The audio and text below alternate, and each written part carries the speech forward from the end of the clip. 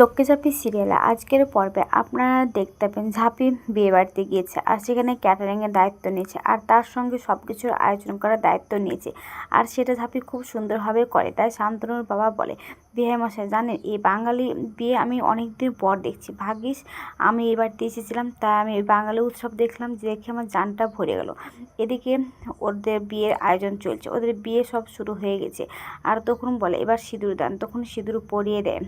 তখন বলে যে কি যে আর কি কোনো কিছু হতে চলেছে এসব বলে। আর এদিকে দীপ মন খারাপ করে দাঁড়িয়ে থাকে যে ঝাঁপি আমাকে পদে পদে হারিয়ে দিচ্ছে। আর ওদের বিয়ে হয়ে গেলে তখন ও আসে আর ওর বাবাকে আর শ্বশুরমশাইকে প্রণাম করে। আর তখন ও শ্বশুরমশাই দুজনকে ধরে আর বলে, জানেন বেহাই মশান আপনি জাঁকজমক চমক করেছেন। তখন ঝাঁপি বলে, কেবল তো মালাবদ্ধ হলো, আরও কত কি বাকি আছে, বাঙালি গান তো হলো, এবার হিন্দি গান শুনবে তো। তাই বলে ঝাঁপি সেখান থেকে বেরিয়ে আসে আর সবাই মিলে সেখানে নাচানাচি করে। আর গান শেষ হয়ে গেলে তখন শান্তনু আর সেখানে সবাই কিছু হাততালি দিতে থাকে আর বলে, বাহ এত সুন্দর অনুষ্ঠান সত্যি আমি কখনো দেখিনি গো। তখন তান্নাই যায় ঝাঁপির কাছে আর ঝাঁপিকে বলে, দেখছিস ঝাঁপি সবাই কিন্তু তোর নাম করছে। তখন ও বলে যে কি ঠিক আছে আমি দেখছি বলে আমি এর আয়োজন করতে পারতাম না গো, যদি এই মেয়ে এই ঝাঁপি না থাকতো। ও সামান্য ও এসেছিলো, আমার সঙ্গে পরিচয় হয়েছিল ক্যাটারিংয়ের ব্যবসা নিয়ে, ও ক্যাটারিংয়ের দায়িত্ব নিয়েছিল। তার সঙ্গে ও আমাকে কথা দিয়েছিল যে আমার বিয়েটা জাঁকজমকভাবে করবে আমার মেয়ের মনের মতো করে।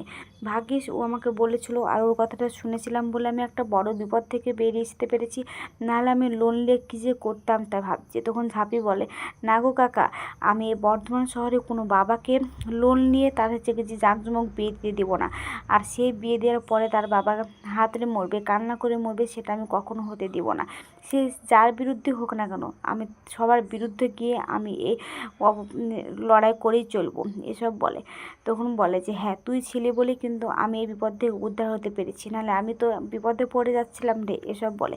সেখানে দীপ দাঁড়িয়ে দাঁড়িয়ে ঝাঁপির কথাগুলো শোনে আর দীপ সেগুলো শুনে কিন্তু সহ্য করতে না পারে, দীপ সেখান থেকে চলে যায়।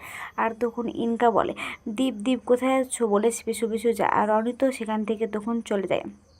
তখন কাছে ঝাঁপির কাছে আসে আর বলে, ঝাঁপি দেখলি তো দাদাভাই কিন্তু রেগে টেগে এখান থেকে বেরিয়ে চলে গেল, এরপর কি হবে কেউ জানে না, বাড়িতে মনে হচ্ছে এবার খুব তুলকালাম চলবে।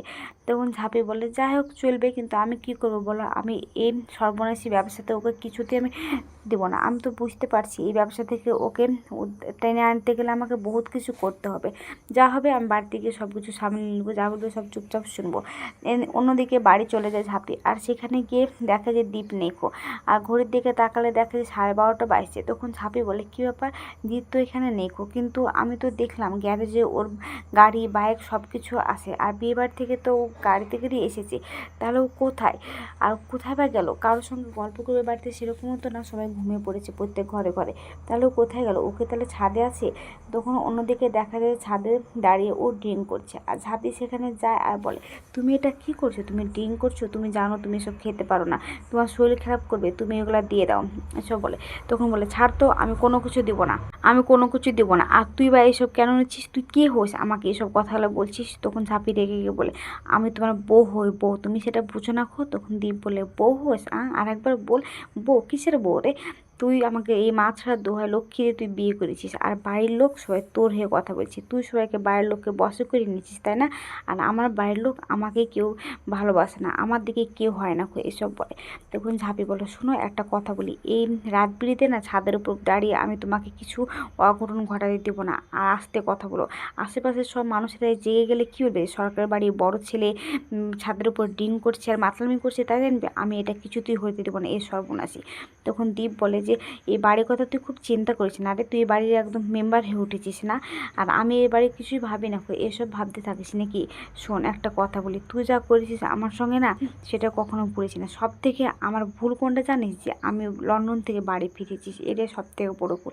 আমি যে কেন ফিরে আসলাম বাড়ি কে জানে, আমি যদি না আসতাম সব কিছু ঠিক থাকতো। তোর জন্য আমি আমার ফ্যামিলি থেকে বঞ্চিত হয়েছি, তোর জন্য আমাকে ভালোবাসা ত্যাগ করতে হয়েছে, তুই সব কিছু কী দিয়েছিস, দোহাই দিয়েছিস মা ছাড়া লক্ষ্যের, আর সেই কারণে।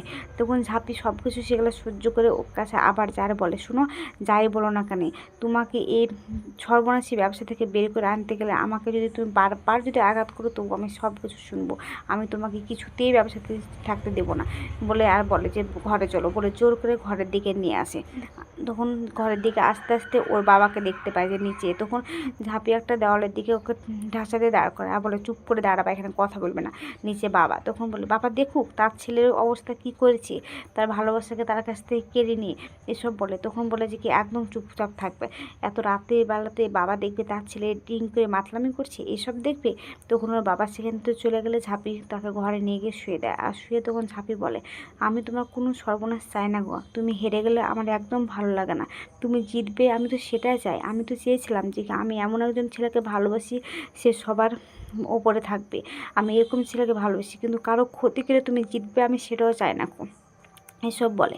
অন্যদিকে ঝাঁপে যখন শুতে যায় তখন ভাবে যে কি যে না, আমার শুলে হবে না, আমি ঘুম থেকে ওঠার আগে যদি ছাদে কেউ চলে যায় আর সেখানে গিয়ে যদি দেখতে পায় মদের সেই কাঁচের বোতল ভাঙা, তাহলে কিন্তু সর্বনাশ হয়ে যাবে, যে ওদের বাড়ির ছেলে মদ খেয়েছে তাই বলে। তখন ঝাঁপি সেখান থেকে বেরিয়ে গিয়ে কাঁচের টুকরোগুলো কুড়াতে থাকে, আর কাঁচের টুকরো কুড়াতে থাকলে ওর হাত ফুটো হয়ে যায়। আর ঝাঁপি তখন ওঠে, ওর যে ওখানে জ্যাকেটটা থাকে জ্যাকেটটা হাতে নিয়ে তখন বলে, আমি কখনোই তোমাকে হারাতে চাই না, তুমি ভালো পথে ফিরে এসো, আর এই সর্বনাশী ব্যবসা থেকে যদি আমাকে রক্ত দিয়েও যদি সেটা শুধরাতে হয় তবে তাই শোধাবো, এসব বলে। আগাম পর্বে দেখতে হবে যে রনিত বলবে এই ঝাঁপিকে আমি নিচে নামাবো, আর এই নিচে নামানোর জন্য যদি আমার মায়ের ব্যবসাতে যদি ক্ষতি করতে হয়, আগুন লাগাতে হয়, তবুও আমি লাগাবো, এসব বলে। তখন একটা ছেলে তেল ফেলে দেয় আর একটা ছেলে গিয়ে মাংসতে বিষ মিশিয়ে দেয়। আর এদিকে সবাই ক্যাটারিংয়ের সব দায়িত্ব যারা আছে তারা মাংস দিতে গেলে ঝাঁপিকে এসে দীপ বলে, এই মাংস দিয়ে আসবে না, এই মাংসতে কিছু মিশানো আছে। তখন ঝাঁপি বলে, কি লবণ? তখন দীপ বলে, লবণ মিশানো থাকলে কি আমি বলতাম, এটাতে অন্য কিছু মিশানো আছে। তখন ঝাঁপি বলে, কে মিশিয়েছে? তো আজকের পর্বটা কেমন হয়েছে, যদি ভালো লাগে তাহলে কমেন্ট শেয়ার সাবস্ক্রাইব করবেন। আর হ্যাঁ, ফেসবুক থেকে দেখলে অবশ্যই